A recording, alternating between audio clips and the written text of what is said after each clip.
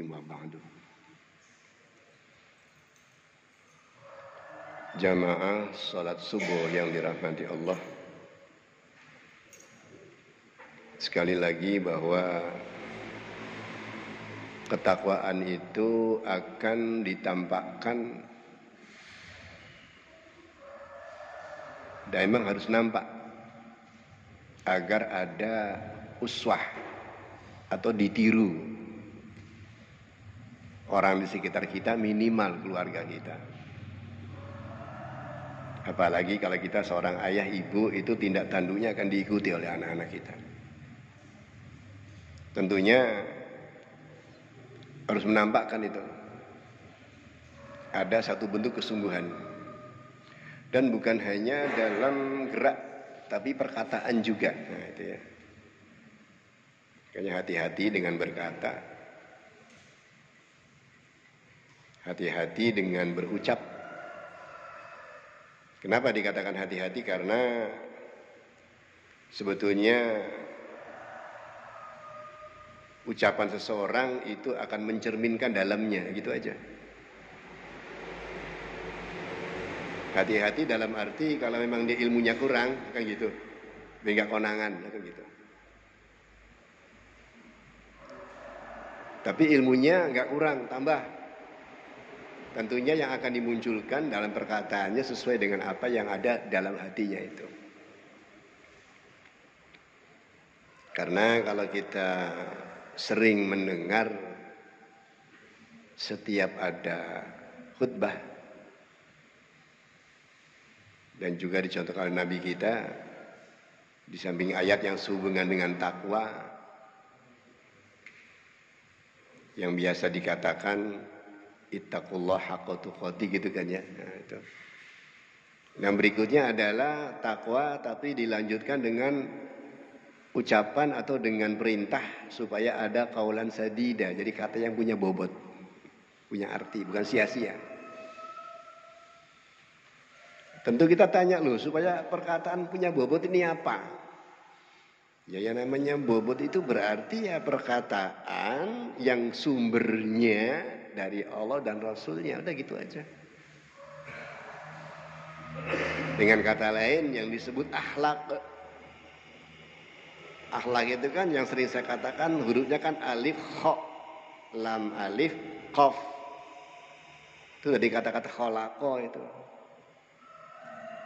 Orang disebut Allah disebut khalik, kita disebut makhluk. Lalu langkahnya itu ya akhlak itu kalau menurut sang khalik, nah gitu.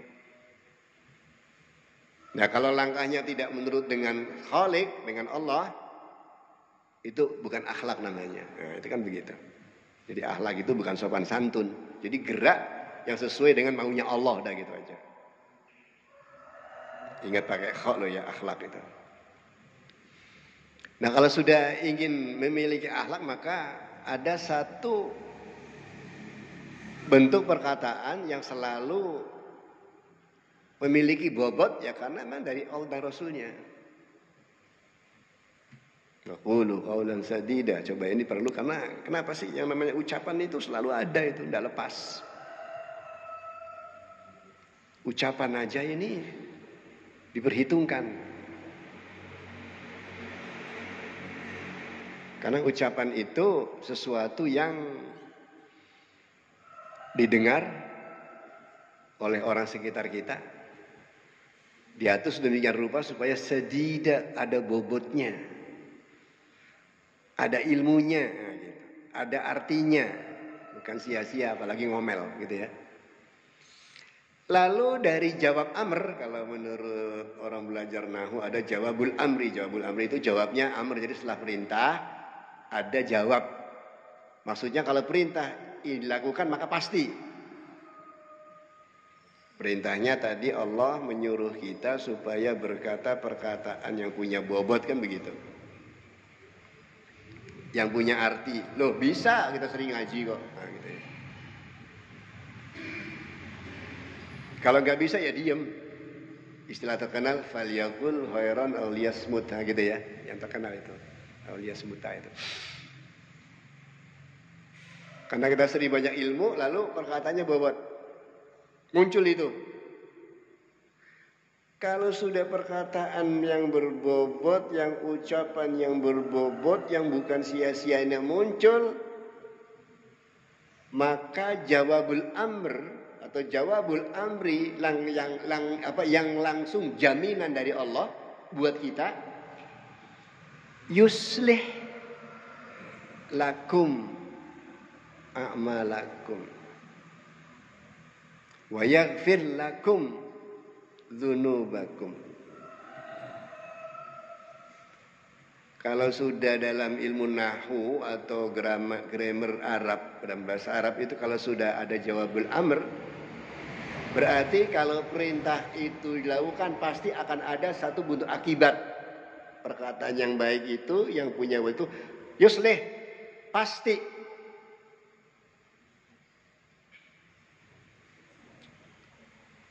Allah akan memperbaiki.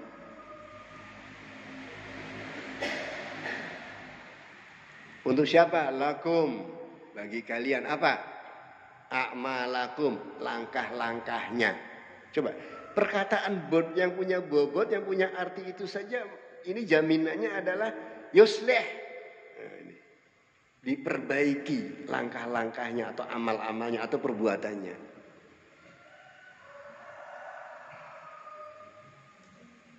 Bukan hanya itu. Wa yaghfir lakum dzunubakum, tambah lagi. Pasti Allah mengampuni ya bagi kalian dosa-dosa kalian. Kalau dilihat dari ayat ini sebetulnya sederhana saja sih. Cuman pertanyaannya, supaya perkataan bobotnya apa ya? Nah itulah. Nah kita ya itulah perlunya kita majlis taklim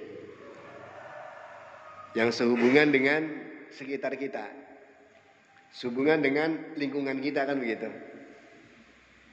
Jadi kalau ada mau balik dari luar itu beritahu, Mas, Pak, ini lupa disampaikan gitu. Jangan terserah dia, nggak ngerti apa-apa soalnya dengan daerah sini gitu kan.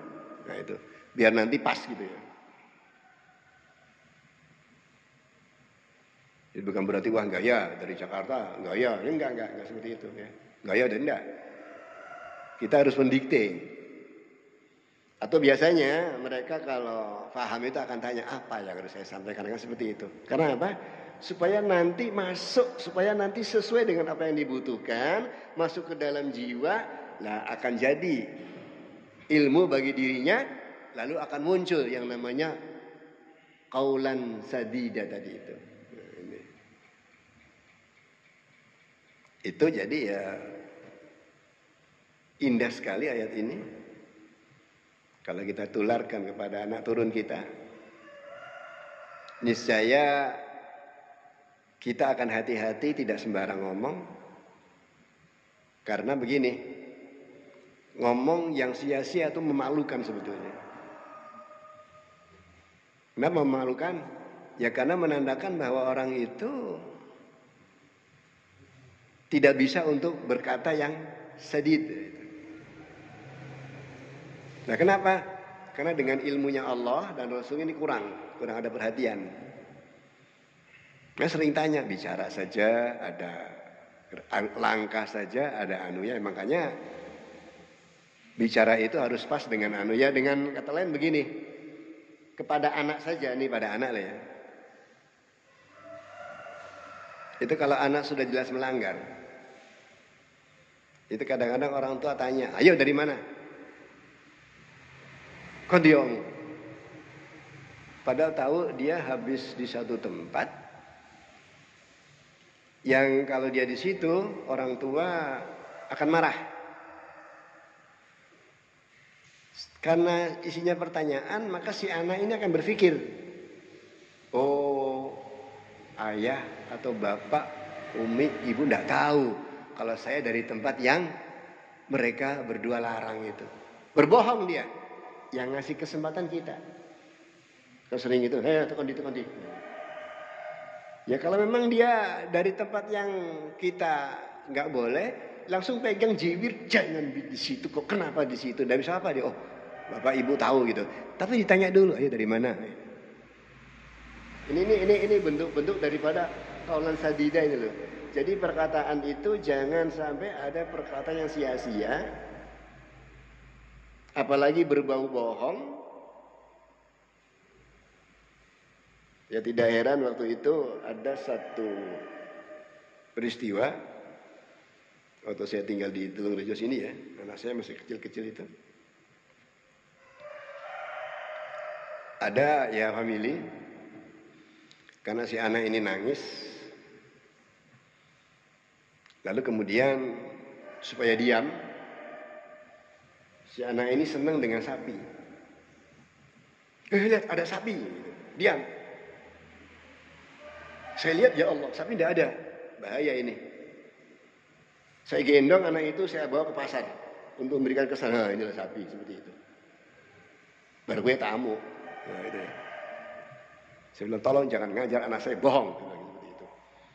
Itu kadang-kadang hanya sekedar, ini sering ya, kalau anak-anak ini saya tidak langsung memberikan satu bentuk perkataan yang tidak ada bobotnya, nggak ada isinya. Gitu. Ini contoh aja, yang lain bisa kita kembangkan. Jadi ini ya, yang nanti bisa kita kembangkan sendiri. Kesimpulannya, perkataan yang punya bobot, ada ilmunya di situ, benar. Yang kita disuruh itu hasilnya adalah Allah memperbaiki dan sekaligus Allah mengampuni. Memperbaiki amal-amal kita dan mengampuni dosa-dosa kita. Lanjutnya, wa may yuti'illaha wa rasulahu faqad faza fawzan 'azima. Barang siapa yang taat kepada Allah kan gitu. Rasulahu dan rasulnya faqad faza fawzan 'azima, dia akan mendapat keberuntungan yang besar. Ya, ini mungkin nanti bisa kita kembangkan sendiri di tempat kita, di keluarga kita, agar apapun ada kehati-hatian yang masuk ke kita, masuk ke anak-anak kita. Karena apa? Karena itu akan bersemayam di dalam jiwa kita. Kalau yang bersaingnya jelek, yang dikhawatirkan nanti keluarnya itu jelek kayak itu. Jadi mungkin ini kurang lebihnya saya mohon maaf yang sebesar-besarnya. Wabillahi taufiq wal hidayah wal afu minkum. Wassalamualaikum warahmatullahi wabarakatuh.